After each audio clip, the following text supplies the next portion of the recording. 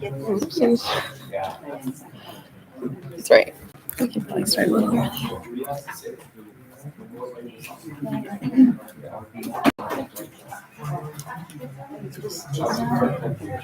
Thank you, my dear.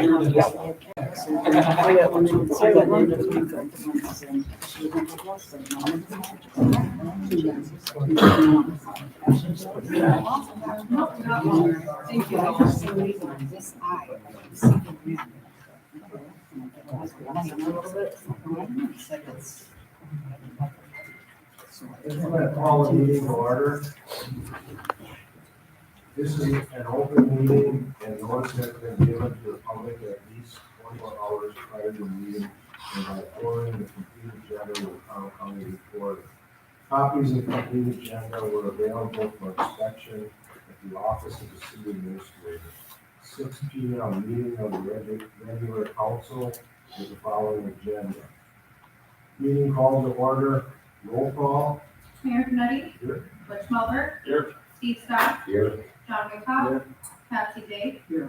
Riley Saul. Here. Bob LaCraft. Here. Attorney Calvert. Item 3, invocation of pledge of allegiance by Alderperson Bob LaCraft. Strength and wisdom to make our decisions tonight the best they can be. The citizens and city of Oklahoma. So we prosper and grow as one in our community. Amen.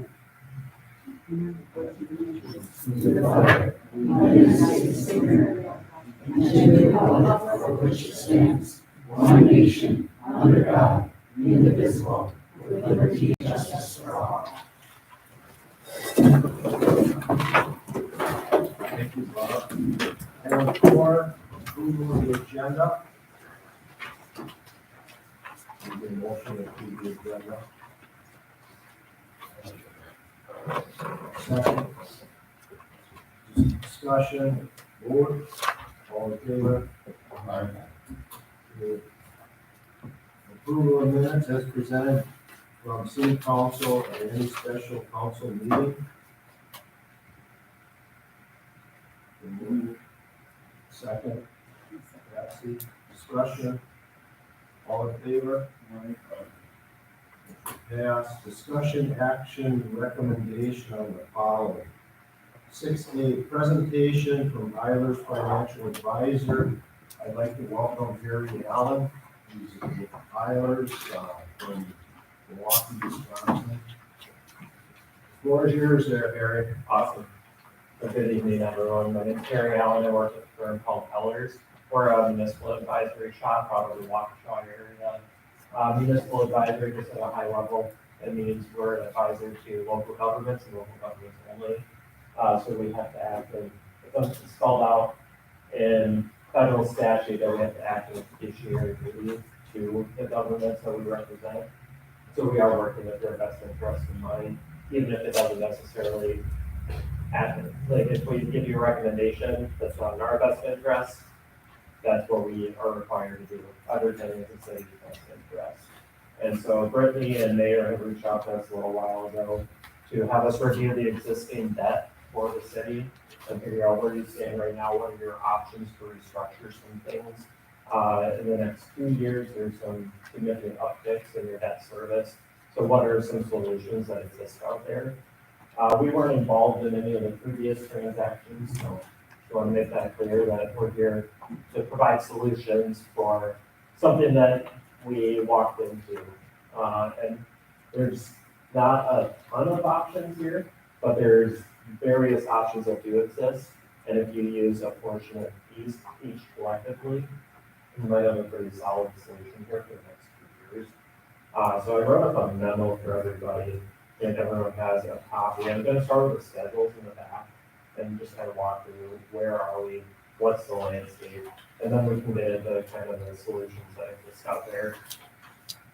So if we all want to flip over to page 4, that's table 1 up at the top. This is a review of all of your general obligation debt that's outstanding. So to explain what that term is, general obligation debt, that's debt that's paid from the property tax levy. So you have 5 issues that are outstanding right now. 4 issues that are outstanding. This first one is a taxable GO bonds, series 2015.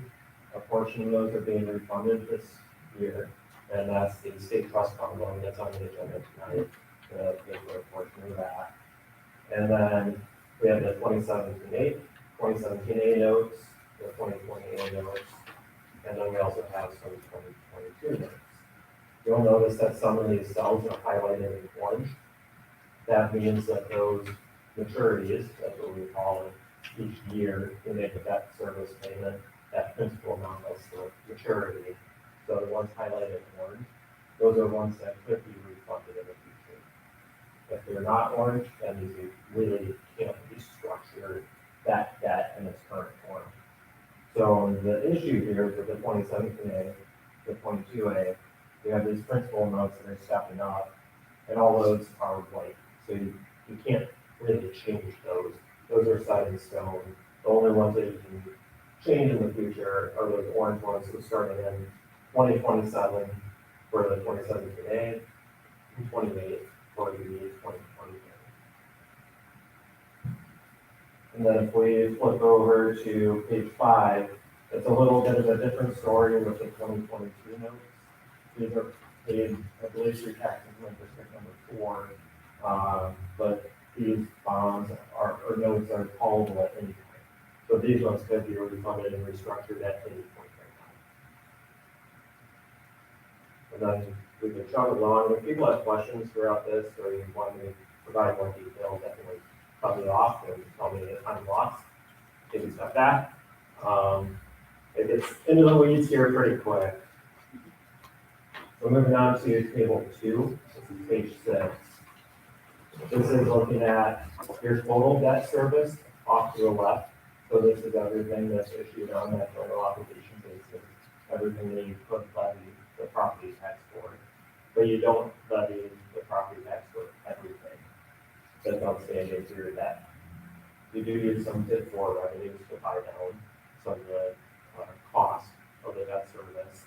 But we're showing that the TID 4 doesn't have enough revenues to cover all of the debt that's obligated to it. So we add some of that back in. And then there's a couple other adjustments here to get us to, towards the right, there's a column called net tax levy. That's where you're actually levying the property tax years for on an annual basis to make this debt service payment. So in 2023, that amount was around $775,000. We're projecting next year that would step up to around $960,000, and then step up again to $1.4 million in 2025. And if you look a little bit further to the right there, you can see what the tax rate impact is of that. And so we're talking pretty significant jumps of 35 cents next year and over $1 in the following year. So those jumps are probably not something that the city wants to move forward with, and that's why we were reached out to come up with solutions here so that those next 2 years don't have to all hit the property tax. I'm going to skip table 3 for now, and we can go into the memo and kind of start talking about solutions that have been done here.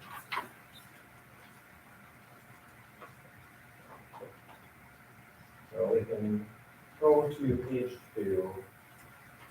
And I put these all into 3 different buckets of solutions that exist. I think that drawing from each bucket probably makes the most sense. So option 1 is finding other revenues that exist within the city to pay for some of this debt service so that there's less of it in the property tax. The first item I sketched out was under Act 12, which is recent legislation from the state. The state shared revenues are increasing for the first time in a long time. And they're increasing by a substantial amount for the city to the tune of around $350,000. So there's a caveat here that increase in state shared revenue does have some restrictions on it. So it has to be used for police, fire, EMS, public works, courts, or transportation. So that's a bit of a limiting factor, but we're still waiting on guidance as to how this is fully implemented, how the state tracks it. So there could be an argument that you use your existing state aid, and you could buy down some of this debt and put that new state aid towards police, fire, whatever it may be. So I think there's an opportunity here that's a portion of that state share revenue to be used for the next 2 years. You'll continue collecting this into the future. So this is really a short-term solution for the next 2 years until the staff becomes callable with a restructured things. So these longer-term solutions here. The second option is tip forward. We're projecting that next year, the district will have more revenues than its expenses, just on an annual basis. So that tax increment district still owes a fair amount of money to other city funds. And so if you add more cost into that district, you jeopardize the future ability to recover the cost the district has already incurred. So it's an option. It could be used just next year, buy down that debt just a little bit, put more debt service towards the door, but it jeopardizes the future cost. Another option that I proposed to Brittany was looking at Tip 5. Tip 5 is kind of this Main Street area. And not for 1/1/23 collection and tax increment next year. There's around $3 million of growth within that district. Using the current tax rate for the city, that would generate around $84,000 of revenue next year. And it sounds like there aren't really spend that money. So there could be an argument that some of the outstanding debt service could be apportioned to Tip 5, and you could buy down some of that levy debt. The important thing is that the law gets a little complex. So when this district was created, it listed out different types of projects that could be funded, and it set the boundaries for the district. And the projects have to happen within those boundaries, and it have to be something that generally falls in line with that project. So looking at the 2017A and the 2020A obligations that are outstanding, we should review what was funded by those. I know there's some street projects. So if any of those street projects were within the Tip 5 boundaries, I think if they're obligating some of that debt service to the tax increment. So we're taking chunks out here.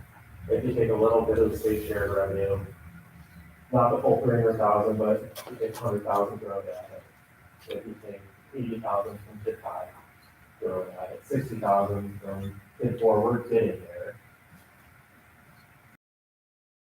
Short-term solution, so I want to make sure that everybody's on the same page. This is really looking 24 and 25. Option 2, this is where we're getting into more of those longer-term solutions. As they approach the fall. So I'm talking about those orange maturities. Looking at the 2017A notes, specifically, those are callable in 2026. So if there's a financing, let's say there's street projects or equipment or whatever that needs to be funded in 2020, we could wrap in a refunding of those obligations, restructure them, make that structure longer and more level overall for the city, so you don't have these big fluctuations in tax rate year over year. The 2028 notes, I would suggest doing the same thing, but those aren't callable until 2027. The good news is your 2022 note, that is callable at any time. Again, this is intended to be paid by Tip 4 revenues, but there won't be enough revenues in Tip 4 to make the debt service payment in 2025. So the current plan would have that being budgeted for in 2025. But with it being callable at any time, you can refund it whenever. You can change that 25 payment and stretch it out further.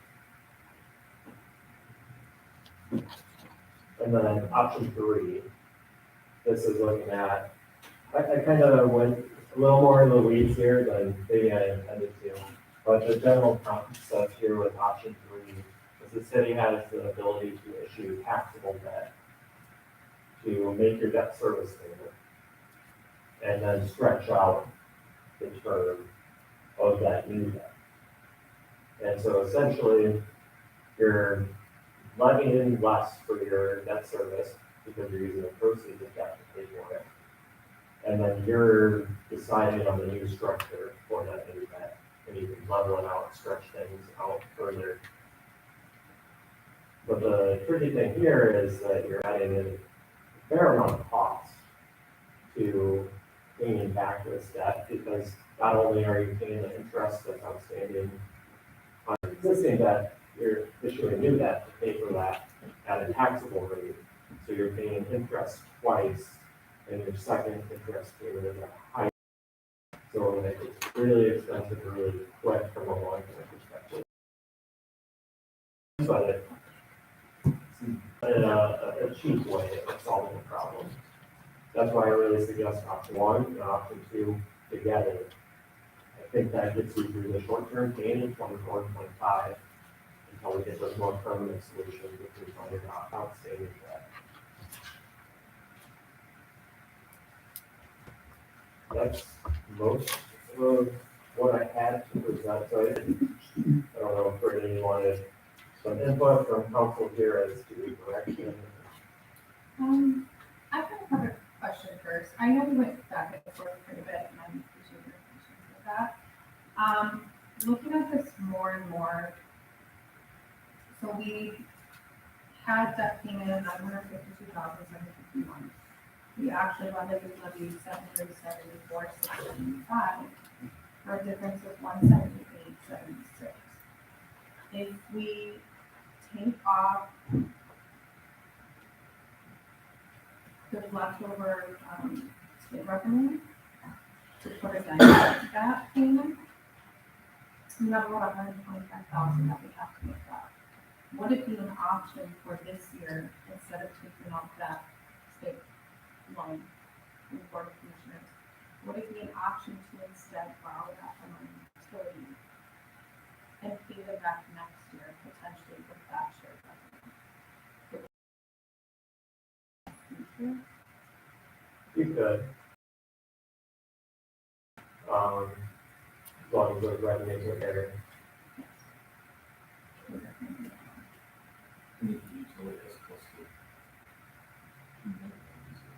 Okay. Now, what are you charging interest rates for that as well? Normally do for an home loan, can be substantially lower than request now. So, I think that would just have to be a discussion with the utility commission and their thoughts on it. But we will check it. and that would have to happen by that October for the state, so you have those.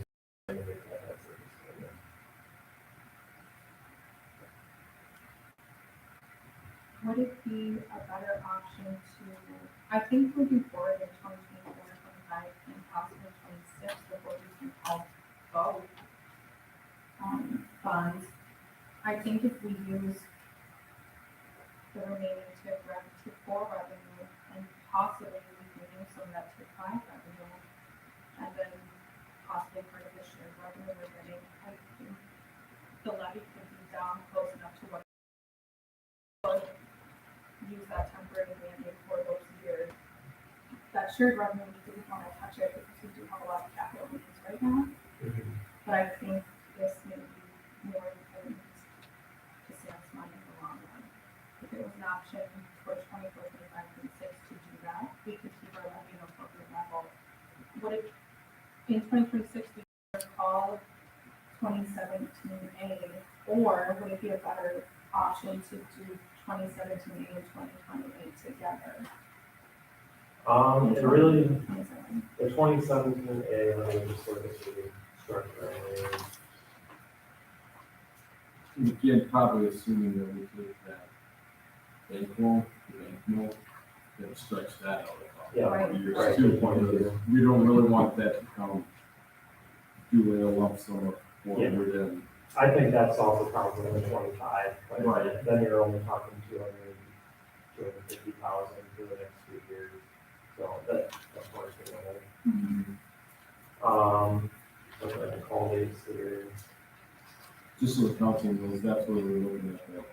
Because that 2025, on the little chart on the first sheet, jumps so high, just because it was adding in, completely paying off that. All that 500. Yep. But we probably could stretch that Stretch that out. a couple more years until. Yeah. Right. So to answer your question, the 2017A and the 2028 probably have to be refunded separately. Just looking at the dates that exist here, the 2017A bonds or loans, those have a payment on April 1 of 27, that's 1.2 million. And the 28s are callable on October 1st of 27. There's 6 months off from being able to do that.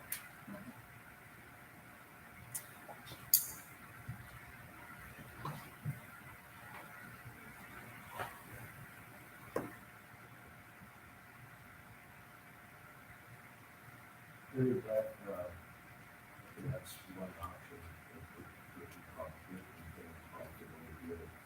that other option would be purpose field. How we just said, debt service for obligation would be rapid.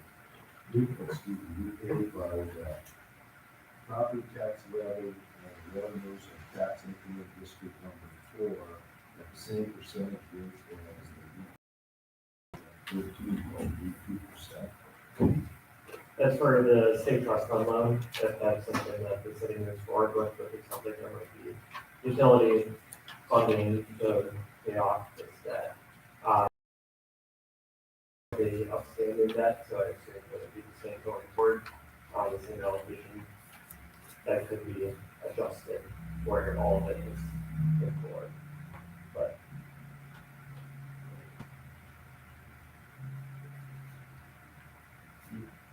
You ought to probably know this, the debt with the bank, you don't get interest.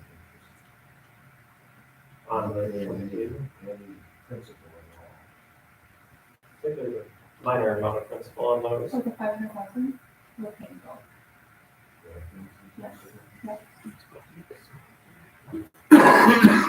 Yeah, it's about even between principal and interest for 22,000 principal per year. But it's got a really large maturity in that.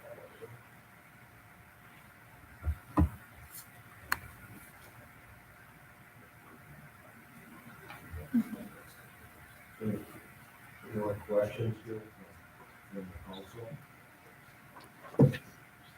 Well, if there's no questions from the council, I'm gonna open it up to the general public, the citizens. Does anybody have questions for Gary?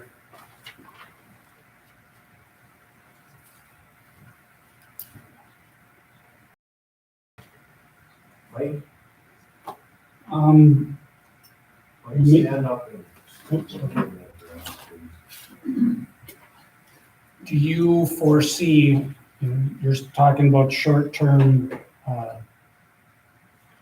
for the 24, 25 debt obligations, for the long-term part of it, do you see viable options that will help with the tax levy, in those upcoming years when there are large balloon payments scheduled? Yeah, as that debt becomes callable, we're going to restructure and get the city to where that levy remains approximately even year over year.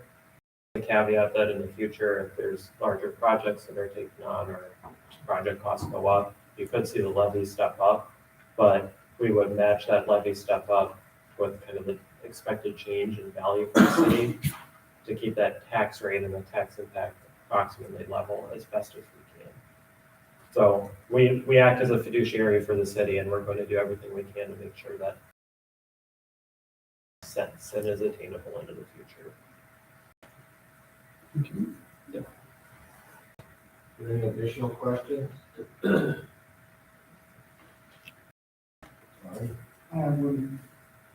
Right now, the basic borrow is $300,000, not $205,000. The $5,000 is what you're going to charge us for issuing on this bond, right? That's for the state trust fund loan.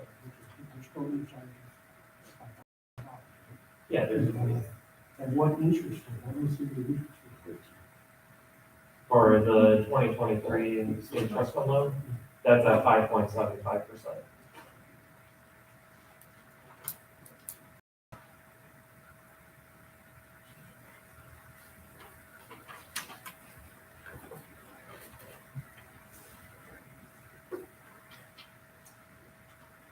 last comments? Gary, do you have any last comments for us? Don't have any. Brittany just gave me a question on this. They can also know if you decide not to move ahead, that's fine. We can just let Rich know. That's all there is to it. Thank you. Would we need to make a decision tonight on that, or do you have to have a special council meeting? Which is later. Do it the 29th, we'll have a special council meeting. We wait till then. Yeah, We can address this, or would you prefer we make it tonight? No, you can table it. That should still give them enough time. I think we're going to close it on February 27th, so you would have time. Thank you, Gary. Yeah, of course. Thank you so much, Jerry. See you guys back. Thank you. We'll move on to 6B, discussion and possible action.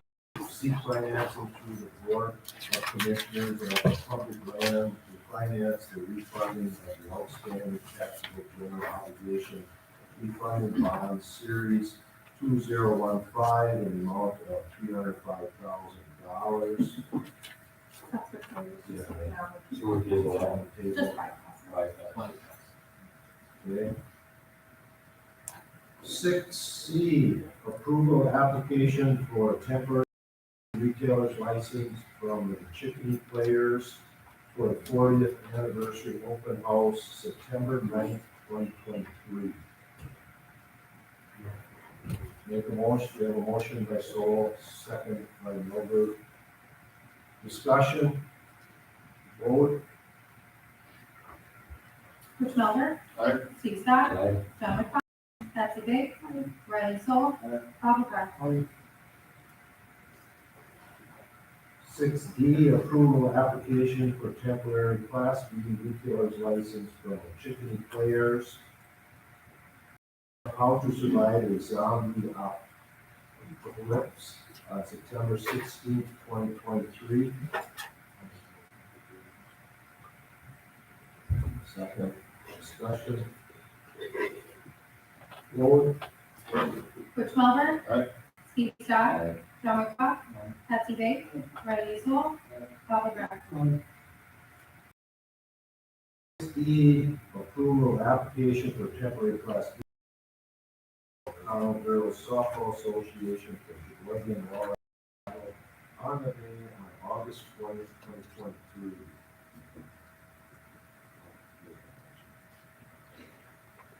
Any discussion? You get to, what their license to, girls softball coach? We did last time. Yeah, they're affordable stuff. Vote. Rich Melder. Aye. John McCollum. Betsy Bates. Riley Soul. Bob McGrath. Okay, under correspondence, we have one McDowell triathlon, one last train, Frank Gilbert, comment on that. It was Sunday, the Dillon Center up there held their kids triathlon. Pretty much 60 kids that participated in the event, with parents obviously there and about 30 volunteers that were that helping coordinate that. For those of you that don't know, with the triathlon, it involves swimming, biking, and running. So we had actually four different age groups. The oldest, 11 to 14, and they went first, swam in the pool and out to the bike. Was up Park Ave. There was down S. They kind of looped there a couple of times and back, and then ran to Congress Street on Park Ave here and back. So if you saw stuff going on in Park Ave, that was kind of where the center of everything was. The two intermediate age groups, basically from 6 on up to 11, then participated. They had a little shorter swim in the pool, cross one side and back, a little shorter bike route and a little shorter run with them. And the last age group was basically 5 years old and under, which was an absolute joy. There actually was about 10, 12 kids in even And so they swam sideways across the pool, 15 yards, which was really good. They kind of biked down to about the second fire hydrant there and biked on back and ran the driveway entrance and back. It was considered absolute success for the first year. So plans are already starting to do it again next year. It was really a nice addition to O'Connell, something that we haven't had. There used to be the Frogger event, but that was years ago, and a new event that was good. Thank you, Greg. There was one little one that didn't even have, it was one of those bikes without pedals. You just be pushed with his feet kind of thing. But yeah, there was a lot of training wheels in that last group. Yeah. And then the first group, there was a kid from Green Bay, 14 years old. I was leading the bike group or whatever, and miles an hour coming down Park Ave. So I mean, he was cruising. Yeah. So all the gear on? Yeah. Oh, you can tell he was a professional. Fast, Yeah, he was a professional, you can tell that, boy. I actually know his parents. They're Yeah, he had all the Green gear Bay on. multi-sport. So yeah, it wasn't new to that family at all. But it was good. Do you have any additional correspondence? I'm gonna talk about one event here, the Water Fest. This came up at and I want to thank Pat Japan and the Oaks. They came in at $700 under the budget. They know that it takes a lot to put that on, and thank you to the Oaks for doing that. Any additional correspondence? Okay, public input. Under public input, I'm going to ask for your name and your address. Will be allotted 5 minutes. Brittany will be the timekeeper. If you're out of line or it gets out of line, I'll ask you to leave. I'm going to do the same with the council members. If there's any harassment to the citizens, I'll ask you to leave. So public input. Do you have any public input at all?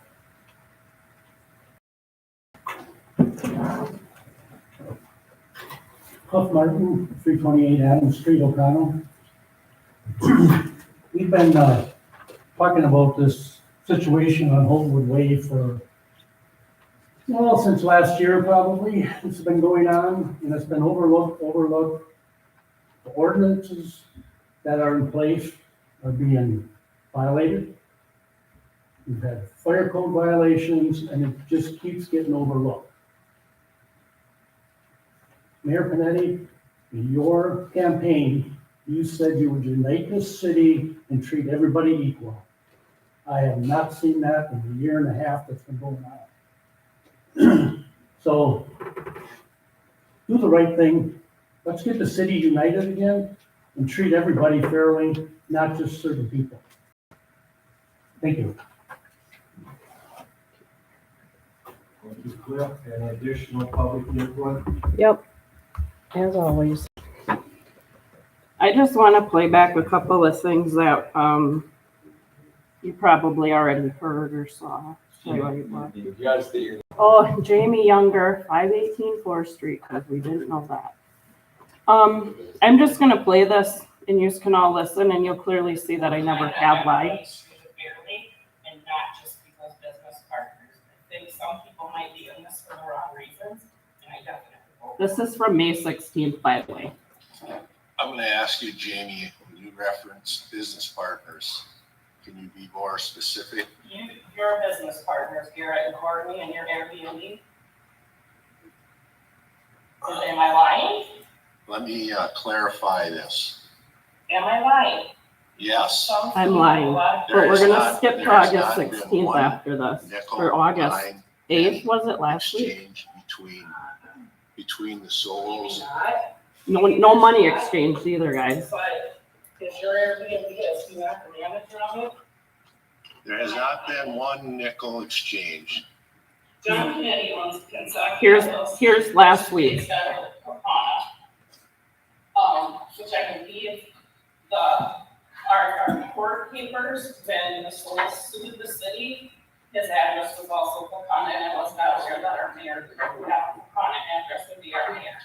But, so anyway, Kentucky LLC owns 100 Turner Ave. Garrett Report is sold on Place to Be, which is the company that manages 100 Turner Ave. This is a conflict of interest. As far as my relationship, what I did, and I had a choice with my parents' house. My daughter was supposed to move there. She elected not to move from Washington, D.C. I had a choice to go to an Airbnb.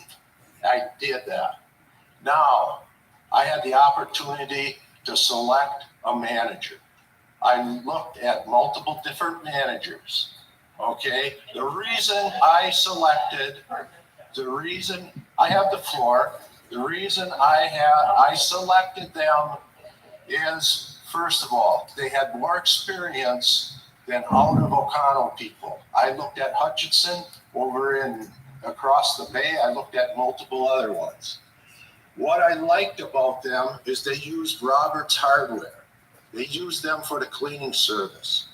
They also, Robert's Hardware offered the pontoon rental and the jet ski rental.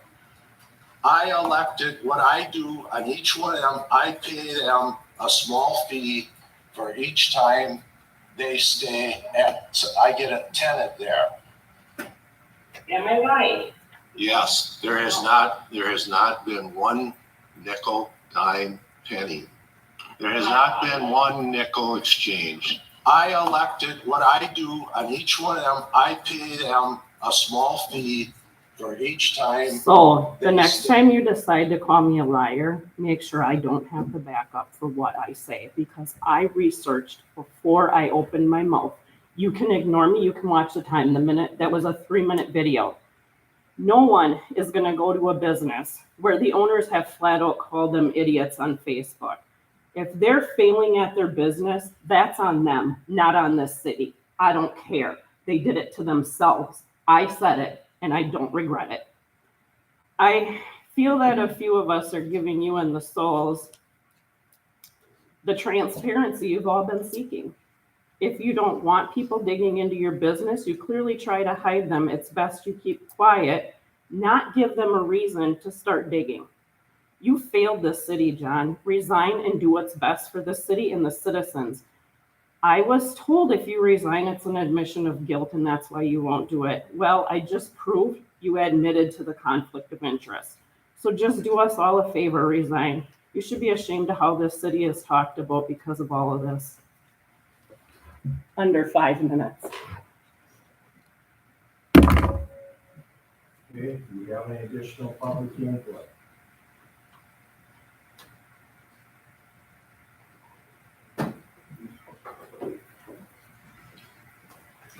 Victoria Boston, 224 3rd Street. Have you seen any of these things in there? I'm here tonight to No. ask the council to please pull 9I from the consent agenda.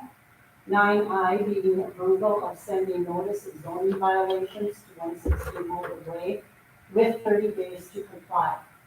I'm asking you to pull this from the consent agenda, and I'm asking you to vote again and vote to pull this license totally, completely. I would wish to bring up the fact that in June 20th, very fairly, Scott made the motion, and the rep seconded it, to amend the motion to approve the license application for the yard contingent that a conditional use permit be applied for and a fire inspection done. On July 20th, a letter was drafted after, obviously, a meeting was held. A letter that Mr. Kennedy refused to sign. Instead, we had another few weeks go by to bring it to this council. The letter should have been signed and sent out at that time, knowing they didn't follow the two contingencies. They did not follow those. They have not yet. They have been treated fairly. And now here we are today. There has been 7 weeks.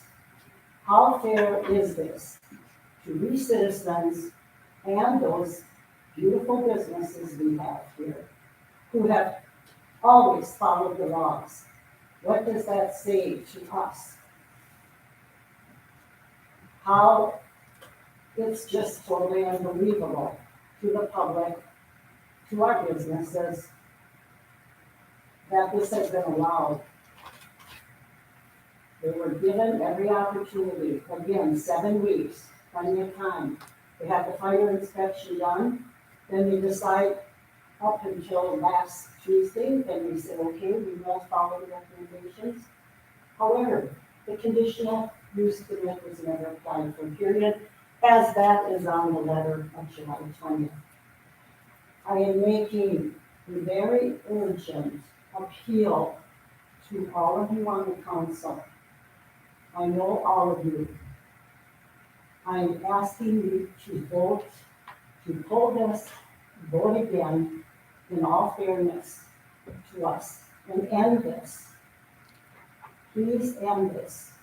There has nothing but been a disrespect to this government, to our laws, to the people of this city. It should not be allowed. That is not who we are. I'm asking you to stand for us. I'm asking you personally. I know this isn't easy.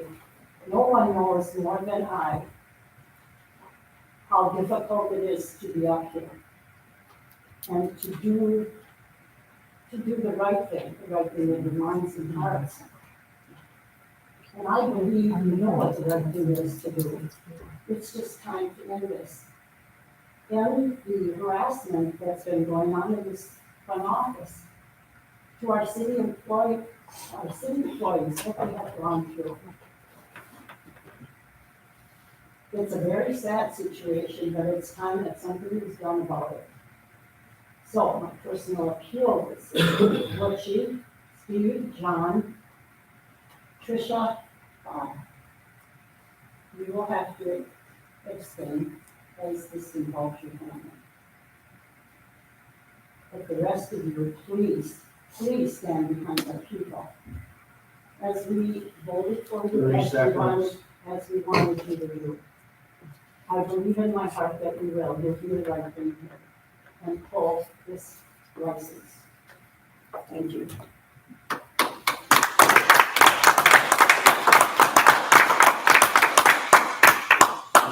I'd like to comment a little bit here. Listen to everybody out there, talking and stuff like that. Number one, when we came into this position, there's 4 of us that came into this council, new council members. When we approved that, we screwed up, Vicki. We screwed up as a council. We should have never approved their liquor license until the conditional use permit was done, okay? That's not on him, that's on us. That's our fault. We screwed up as a council, and I'm not ashamed to admit that I screwed that up. We should have never approved that license until the conditional use was done, and we didn't. That's on us. Today's today. And today's today, but you know what? If we deny that license, we're gonna find ourselves in a whole lot of other messes with that, okay? You have that behind you. Yes, the thing is, we're gonna find ourselves in a major lawsuit, okay? Do we wanna keep getting sued? When the yard first came to us and gave us their proposal, me and Butch sat down with them, and I thought, geez, that's a great idea for our community. Am I real happy with how everything has perspired and how everything has gone on? Absolutely not, I'm not happy about it. But you know what? That's on us. We screwed up, okay? We should have made sure the conditional use permit was done and satisfied before we issued their liquor license. We jumped the gun and gave them their liquor license before the conditional use permit was fulfilled and done. So that's on us as a council. But make it right now. I don't know how we can. You pull it. Vicky, he has the floor. Your 5 minutes are up. That's all I'm saying is we messed up as a council and I'm not afraid to admit it, okay? You know what? You know, we were all new. This came to us in May, I believe in May. We got a council in April. It's our fault. We should have researched it a little more. We should have looked into it a little more. I think Attorney Calvert told us that what we were doing was wrong. We didn't listen because we were all for this opening up. And you know what? Now it's coming back to bite us in the butt. You know what I mean? So I don't know what the answer is to it 100%. I don't know what the answer is to it. I don't. That's all I got. Question for you, Steve, on that June 20th meeting, what was the date you gave? That was at our council meeting. I made a motion that they're till October 1st. They had to fulfill their conditional use permit by October 1st, otherwise we were pulling their license. That is what was supposed to be in the minutes, and that's what I said. It was October 1st, Vicki. So that wasn't in the minutes. I know that. Right. Thank you, Steve. I know that. I know. Do we have any additional public input? I guess we get these letters from attorneys, we have 3 of them the best in the state. And every one of them saying that, we didn't do anything wrong. And if you wanna look at these letters, you're welcome to look at them. We got them here saying that, because, they got their liquor license before, it was considered a conditional use at the non-conforming. You're welcome to read this letter if you want to. Steve? I didn't know if we were able to bring that up, but we did receive letters from 2 different attorneys, one from Madison and another set of attorneys that is, one was the Souls attorneys and the other one was a third-party attorney, all very highly reputable companies. And that's why I'm telling you, our hands are just a little bit tied right now with this whole deal. So I don't know what the options are, or which way to go with it. So other than we messed up. Additional public input? William Stenstrup, 106 Holtwood Way. Why is there still camping going on there? At the yard? Why is that still permitted? I have pictures from Saturday morning on my phone. People cleaning up. If you'd like to see them. They can have up to 4. I thought it was a beer garden. It is, but they're in recreational area. So then, They don't have a taking money from the You city. can have up to 4. You can do more. Nothing we can do.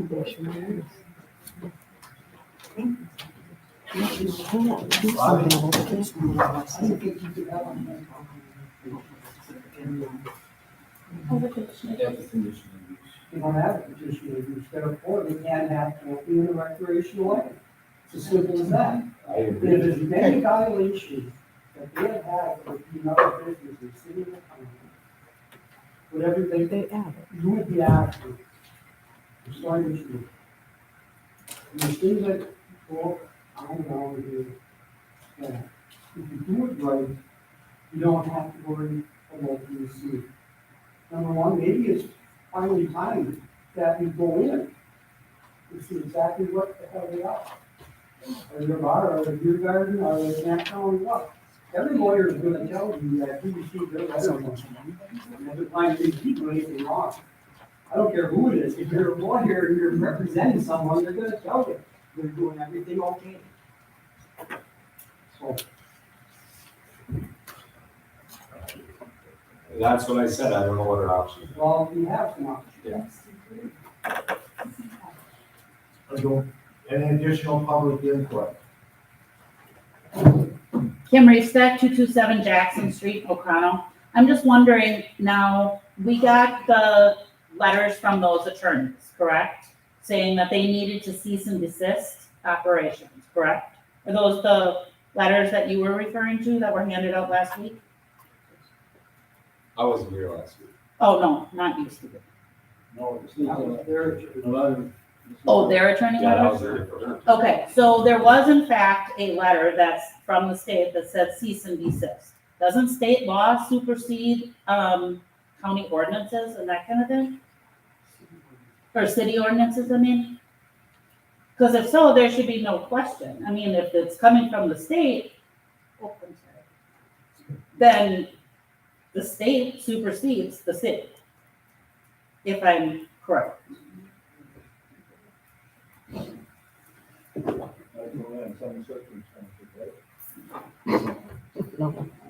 What certain circumstances?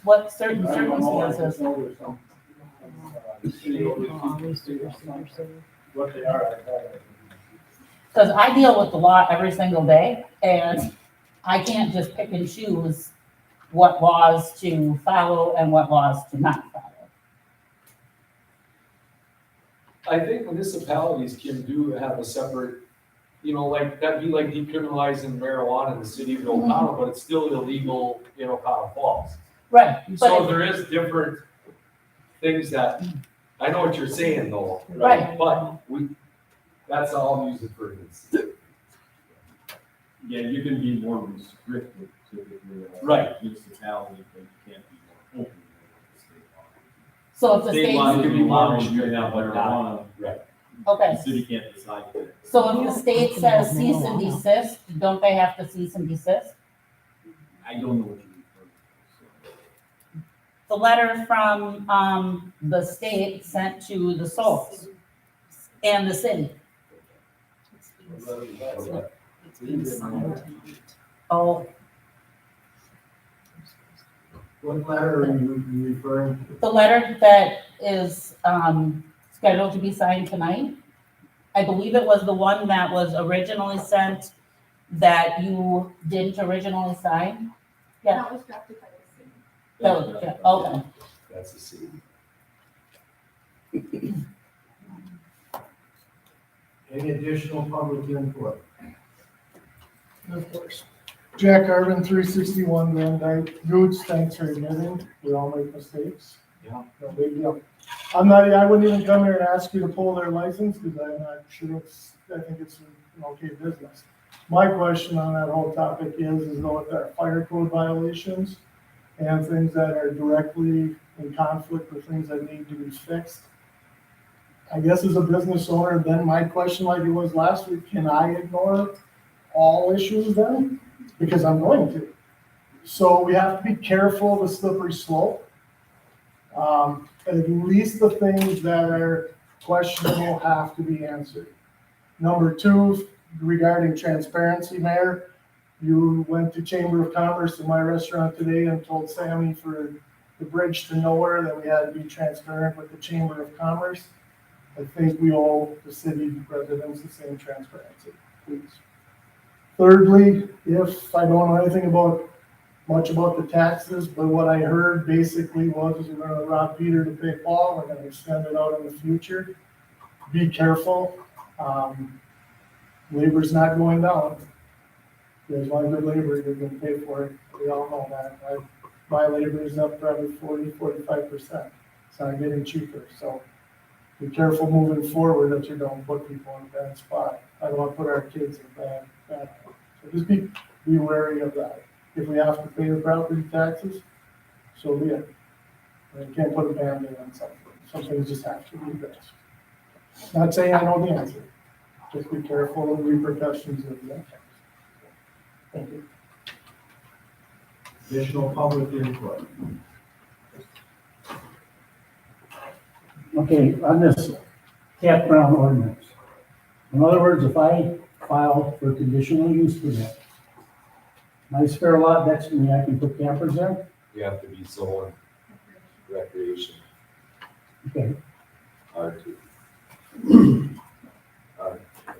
Recreation. so is that's zoned R2 over there? No, it's road zone recreation. So, Where the current one is, how is that zoned? away. One of the, Recreation.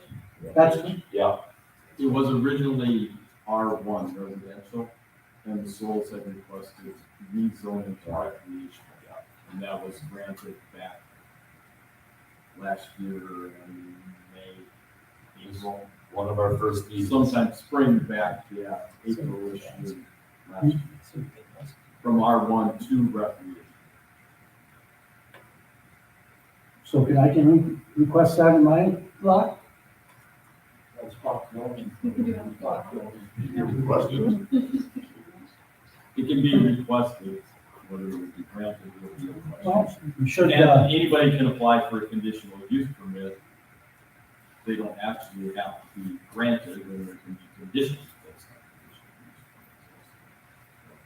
conditional use. That's handled by the planning. you probably should follow past practice on that.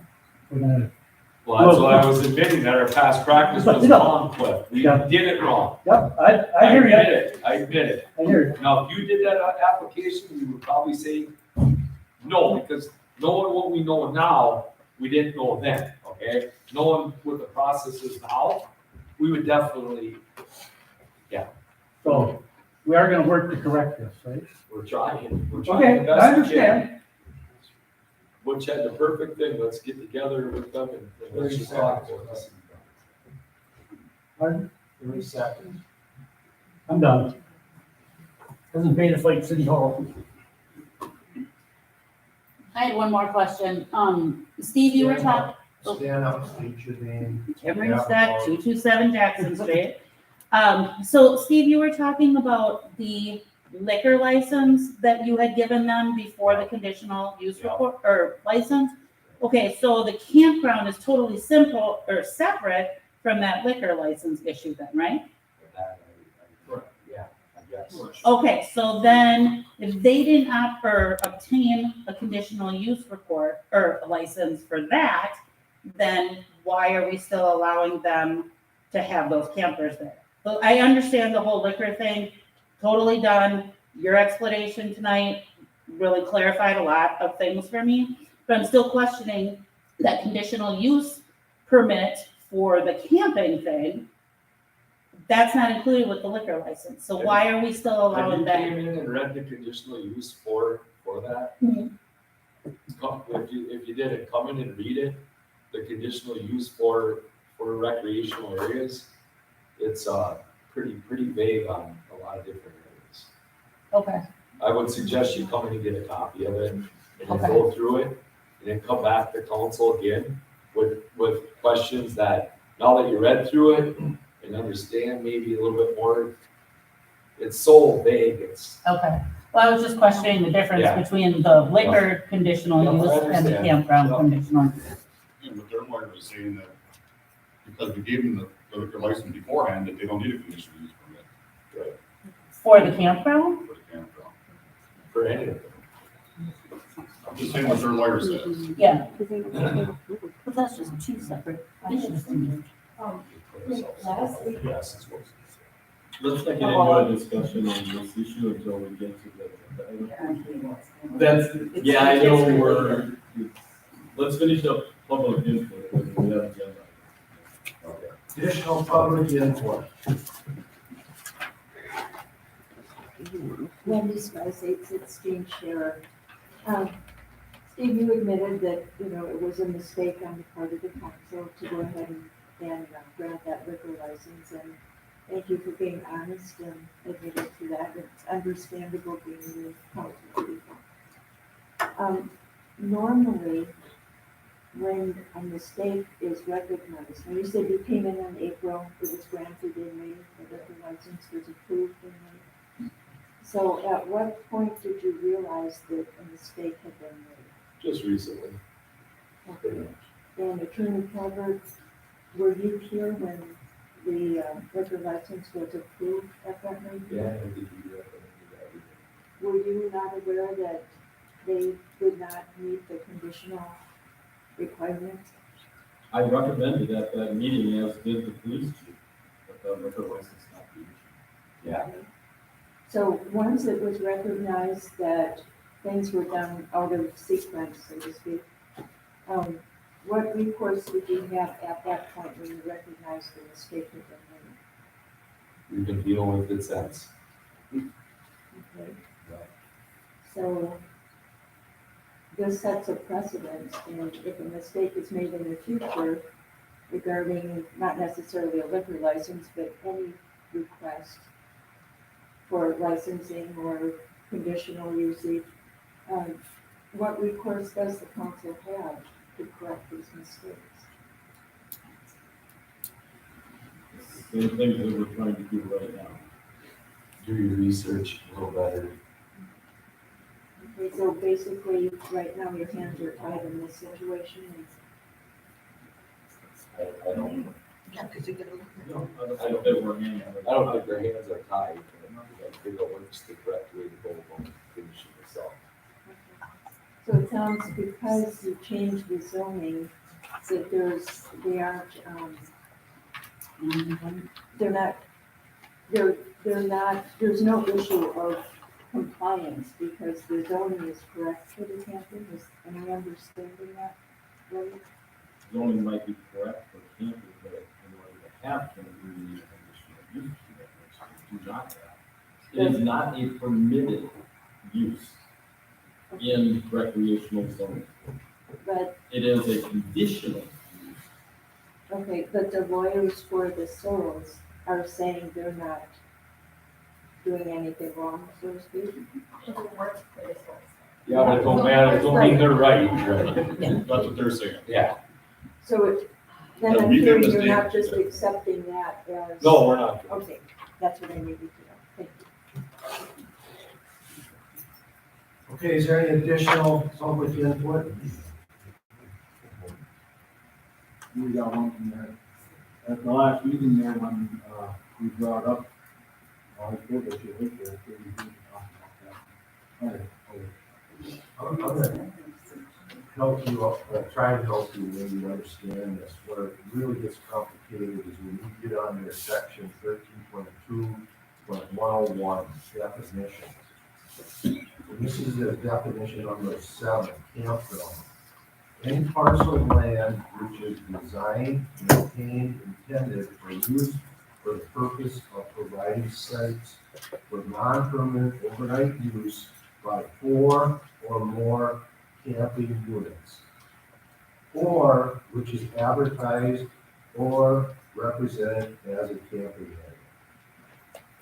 When you read that, does that mean or advertised for 1, or does it mean advertised for 4? You That asked me that defines a campground. the way I would interpret it is advertised for even 1. And that's Attorney Calvert in his expertise, he has. Okay, okay, so what I did is I reached out for clarification. Under clarification, I first went to our insurance attorney. Let's not, Yeah. this is public input. Yeah. Let's move on. Thank you. Is there any additional public input? Any additional public input? Any additional public input? Moving on. Approval of consent agenda. Bob? I want to pull B, C, D, E, F, N out.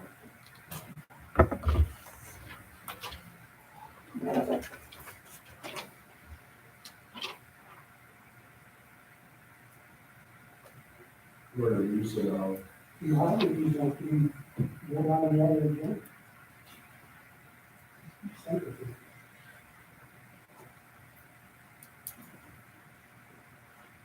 Any questions from anybody on AG or you want this combined? AG or, I'm sorry.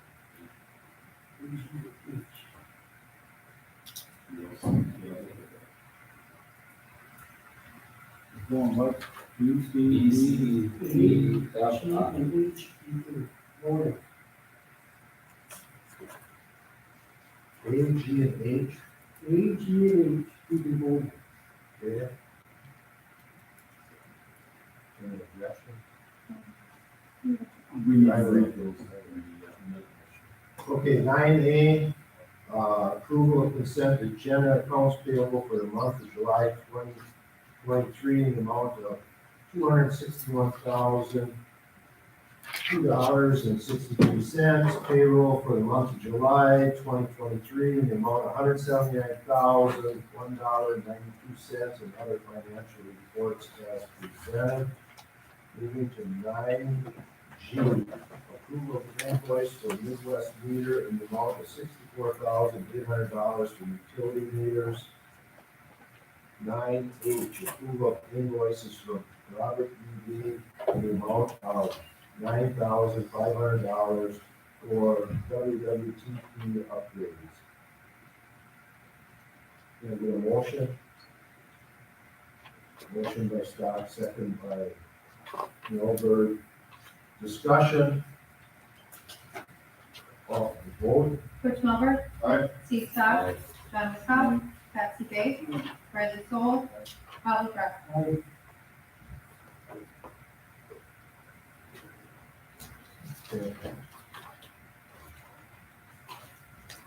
Okay, 9B is employ approval of narrow appointment of Riley Soul to Finance Committee. Bob? First of all, this is the ordinance that you voted on in July. Right here. Is this ordinance any good anymore, Frank, by adding a fifth person? It says 4 council persons. That's the ordinance that you passed. So therefore, by adding a non-voting member, this ordinance is no good anymore. So therefore, you have no finance committee. That's what we should do. I mean, we have. That's what you guys passed. Yes, but, you know, it doesn't matter. I don't know what he's saying.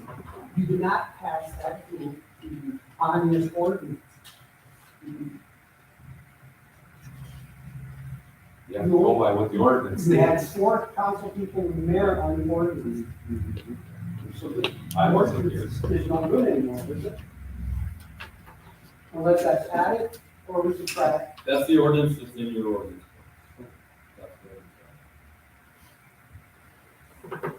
Unless you change it, I wasn't here. It's a non-voting member. It doesn't matter. Mayor gave us at least 2 days prior It doesn't matter. This is what you voted on for your ordinance. There was no fifth person, non-voting or not, on your ordinance. Therefore, this ordinance shouldn't be needed. You're not supposed to be right. I know you're gonna tell me this is what you're voting on, but this is obsolete already.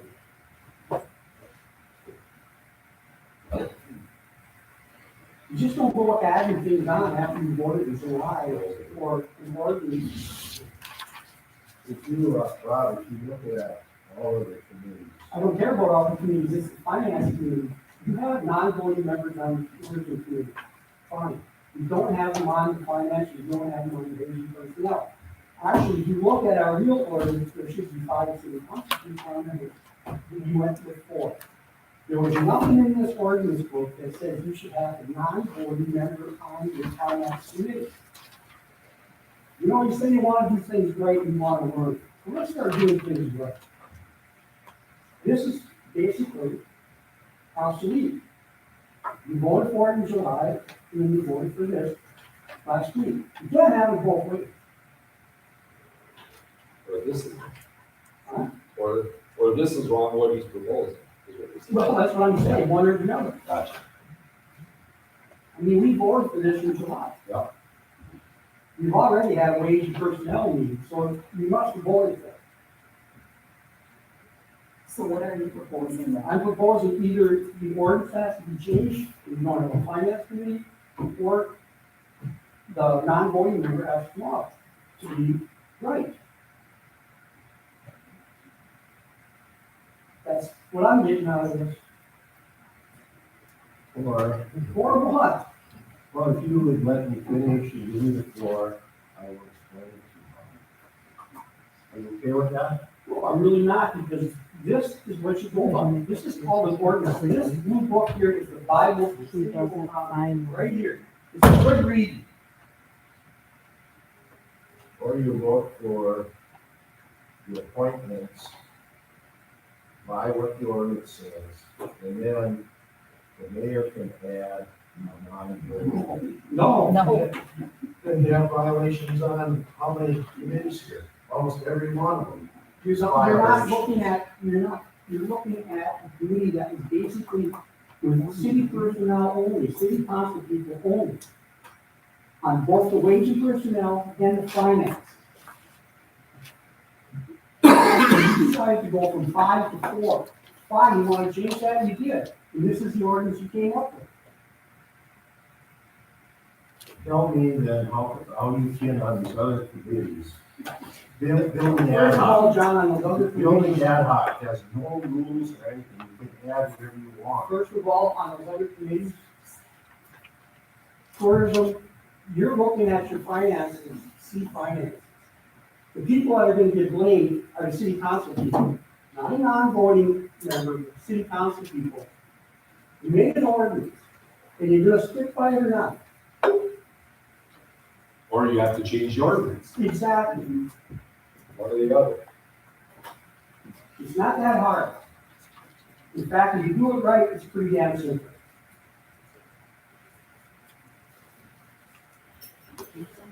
Then let's change the ordinance. Well, then you're gonna have to wait till the next meeting in September, put it on the agenda, I'm not mistaken. No, you can't move the first 4. You've already had duty of the whole. You don't do things like that. Right? You guys debated for 2 months the makeup of the finance on how many people it should be, whether there should be citizen members, and this is what, after 2 months, you came up with and passed. That's what I can tell you. You debated the fact of non-citizen members one way or the other, and this is where you ended up. That's what I can tell you. I'll make a motion that we redo our ordinance. We put it on the agenda for September. Is that okay? Does that sound right then? What do you want to redo it to again? Well, You said 4 members yes, and but the mayor. otherwise you take out the non-voting member. One or the other. That's your options. We got a motion, So. I suggest that you go through E through F at this point.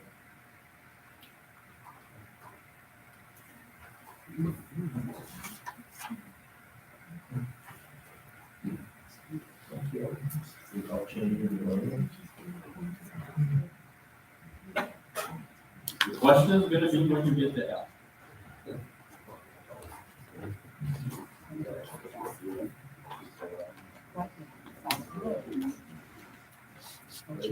I know I've said this before, but I just want to say it again. When you approve these ordinances and I have to publish them, it costs us $80+ every single time. So every time you do that, it puts us our budget higher, higher, higher. So when you pass these, make sure you're passing what you want to pass. Or we do it 5 times and we're spending hundreds of dollars. Or you have me draft them 5 different times, changing this, in umpteen meetings. Yeah, I have a motion on the floor. What? Bob. To do what? So what you're gonna have to do now is go through, and basically, go no on that. Or you're gonna have to go for the ordinance. One or the other. You made a motion to change the ordinance. I Well, don't actually, there was no think- second. So therefore, That's what I'm getting at. I'll change my motion. You're gonna have to change the motion, just go down You to don't that. have a second, Bob, see? You don't need a second, then you go down to that. And then you're gonna vote whether you want that non-voting member or not. Point of order, we're on B. We have a motion that's B. Approval of mayor appointment for Riley Soul for the finance committee. Second. Vote. Rich Melber. Steve Scott. John McCobb. Betsy Bates. Riley Soul. Bob Graf. 9C, approval of mayor appointment for John Whitcup to the finance committee. Motion by Sol, second by Milberg. Discussion. Vote. Rich Melber. Aye. Steve Scott. John McCobb. Betsy Bates. Riley Soul. Bob Graf. 9D, approval of mayor appointment of Butch Melberg to the finance committee. Sol, second. Discussion. Vote. Rich Melber. Steve Scott. John McCobb. Betsy Bates. Riley Soul. Bob Graf. 9E, approval of mayor appointment of Patsy Bates to the finance committee. Discussion. Vote. Rich Melber. Aye. Steve Scott. John McCobb. Betsy Bates. Riley Soul. Bob Graf. 9F, approval of mayor appointment of Vita Levy to the finance committee as a non-voting member.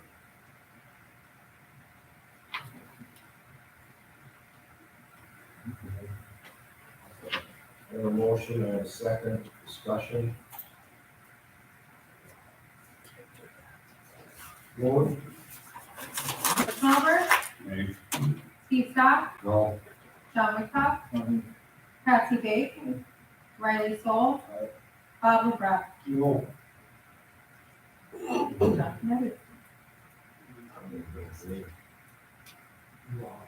Unbelievable. You've never followed an ordinance yet? You're a moron. What a moron. Let's just keep breaking. Well, I tried to explain. No, I tried to explain. You can't imagine you were being quiet and listen. The mayor can add, he can call different committees. A non-voting person. Bob, they always used to say that, and Alderman can be on the police and fire, but they're going on the police and fire. Well, Change the ordinance. The ordinance says it. The ordinance says what? The ordinance says that there will be a council member on police and fire. We changed that. You guys changed that. John, what are you getting Alzheimer's or what?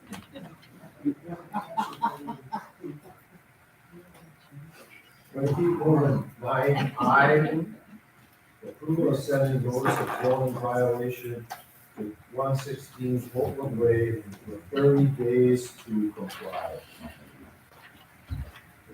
We got two questions. One is that, we gave him till October to comply. And my second question was, I asked Frank if he was 100% sure that he was right, and he said, yeah.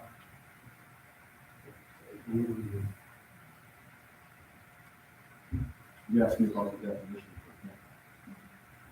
Yeah. 100%. We gave him till October,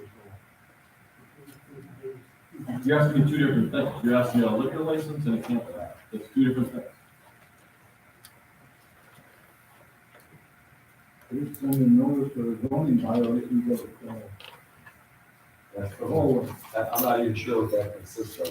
I'm assuming it's all the violations. And you can't tell the phone. So if we send the letter, they're gonna say, well, you gave him till October. You go and get it.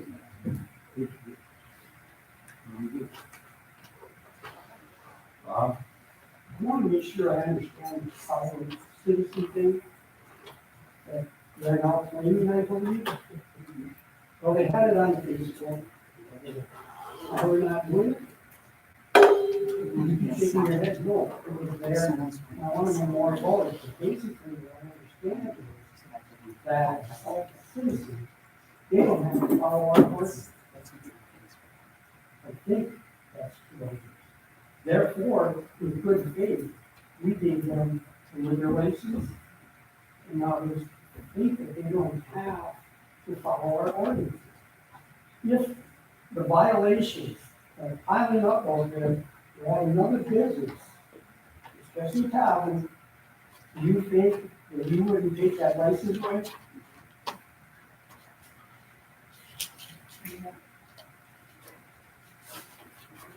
I think they played this game long enough with 2 or 3 people, maybe 5 at the most. To be afraid to act on something and right or wrong, that we might be sued, man, we tend to turn around their shoes. I mean, maybe we need to get it in court to find out, to get this whole thing settled, for the whole citizens of the county. What do you think? You're the way. I think we're gonna end up there one way or the other. I think it's coming no matter what we do, so you can accuse anybody you want, as long as you want. Because every time you turn around, there's a lawsuit. And it's basically by saying, you were put here to do what's right. You were here, you were voted by the people of the city of Oconto to be their eyes, their ears, and their mouth. You're supposed to represent all of them. If you don't believe me, there's a beautiful section in here on the ethics code. And conflict of interest is some other things, family. So maybe we should start reading this ordinance book.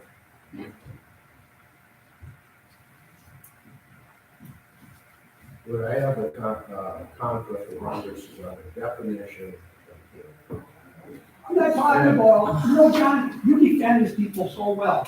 Here, you want me to read you about ethics for you?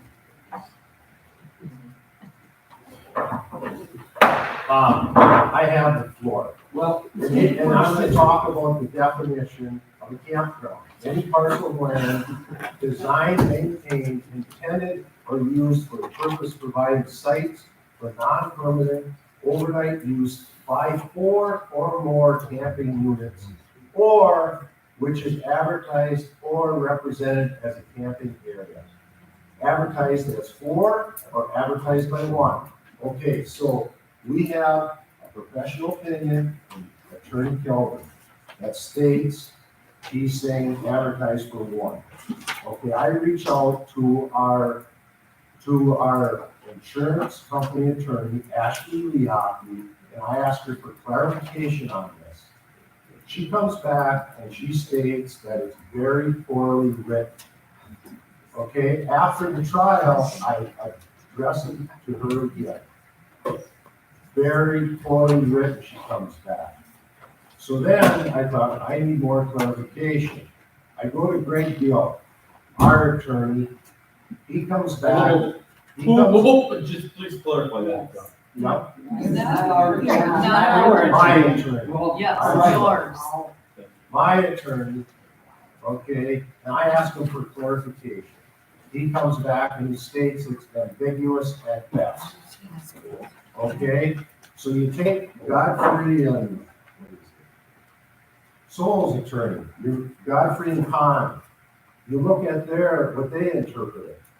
Okay, I agree, these attorneys don't always see eye to eye.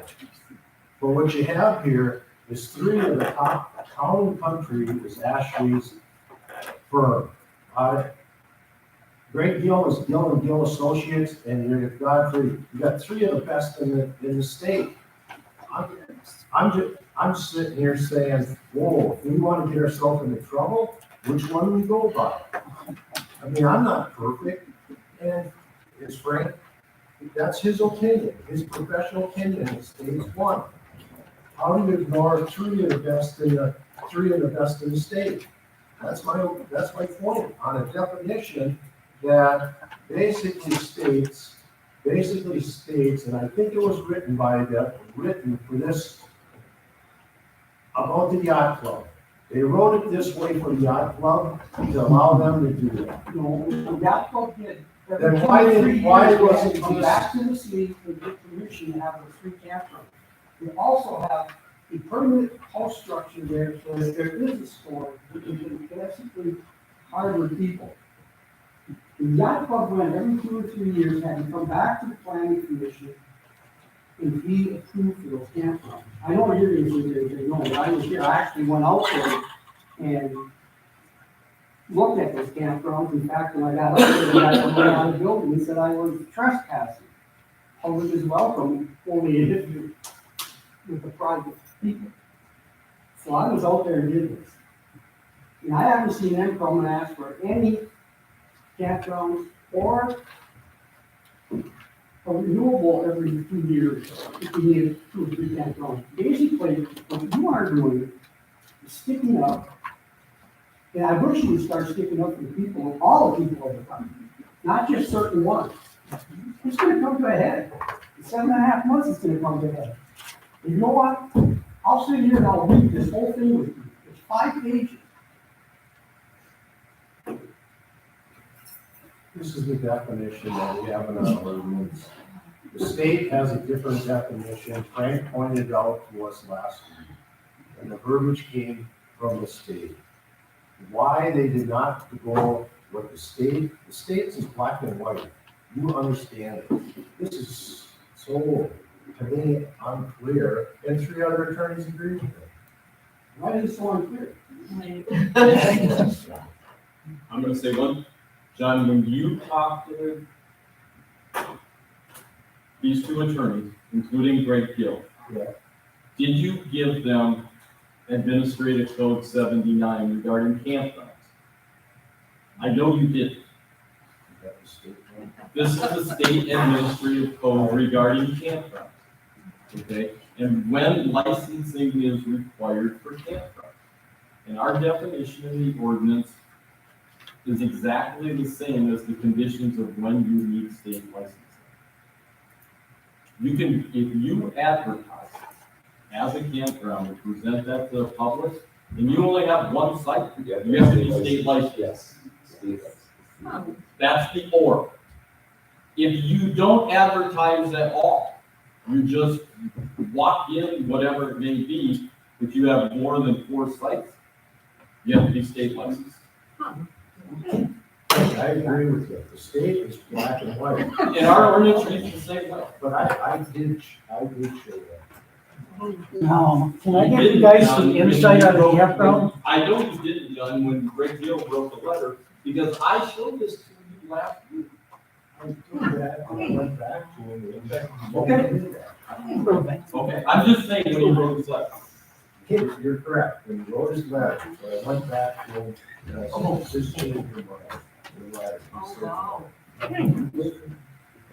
Can I give you guys some insight? I have a family campground, okay? It's in the town of Little River, Oconto County. I have to, every 60 days, move my camper off of there for 24 hours. My sanitary out there, I have a porta potty. That guy that does my porta potty pumps out our campers. He keeps records of that. And then he has been approached every year by the DNR to make sure that them campers, that I am following the laws and the rules and ordinances. So you guys gotta look at this. I'm telling you, you're gonna get yourselves in the world of hurt. And I'm serious. I have to follow that.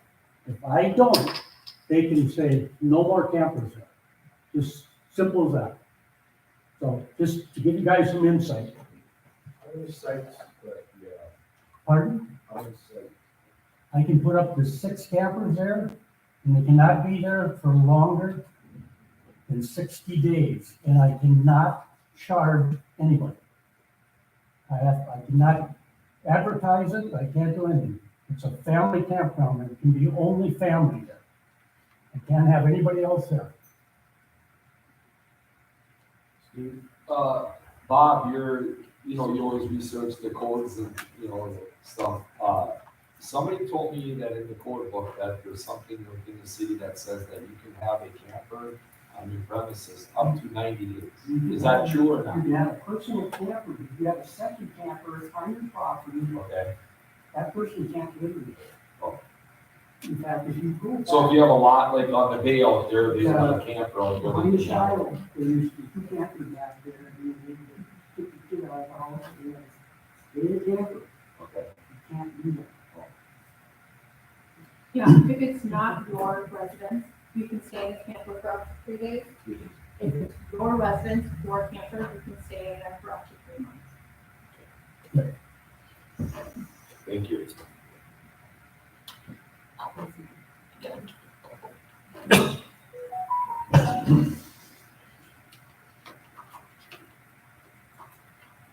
Now we're back to this 30 days, or we get until October.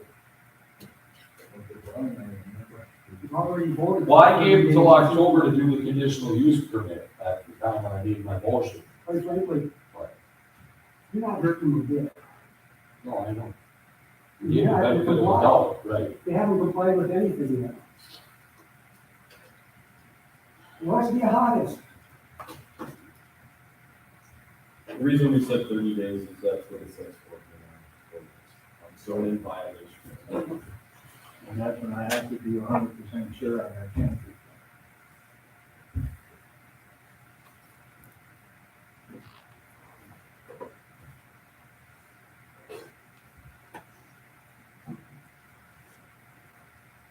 I guess I'll make a motion that send the 30 days to comply.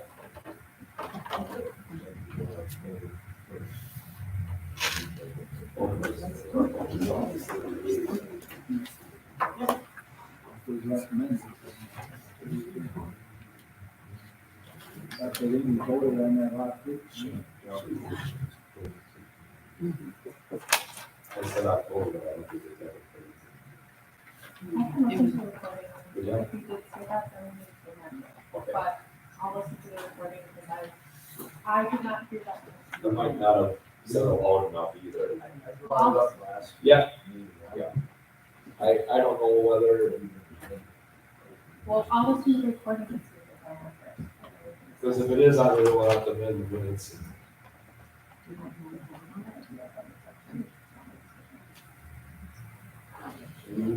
I just, so that you all understand in this letter I'm gonna draft, I'm not saying anything about your draft. They're a town, they have 30 days to stop being a town. Now, if they wanna take another action and file for a conditional use permit, that's what it's done. But as a town, it is not a permitted use in recreational zone. Campground is not a permitted use in recreational I thought this was for the camper. zone. No, this is just for the bar? Well, All 3 of them.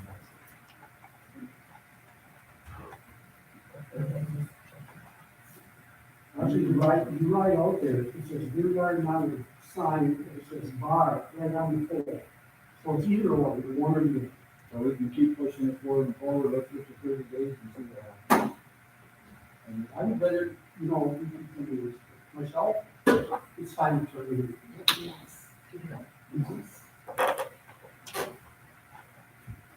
we can't do that tonight. No. Because you can't do that without all the proper notices and all of that. Tend to recommend you.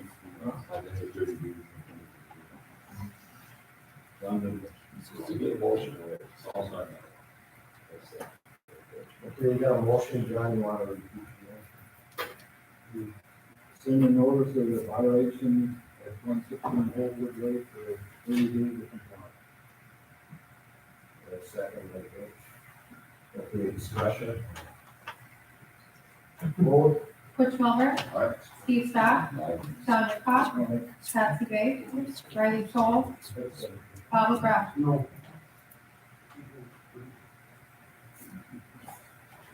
So it should be here, one.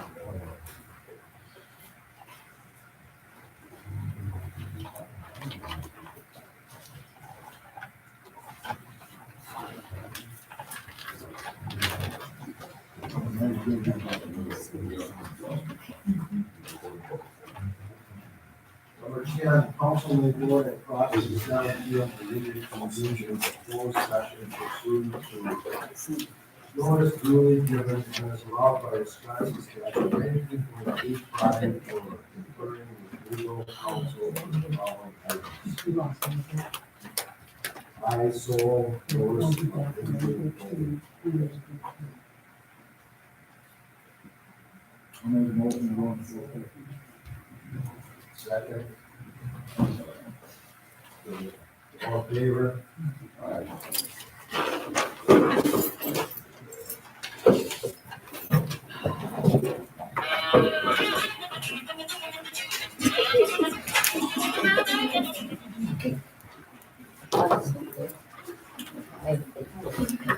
Can I ask you a question?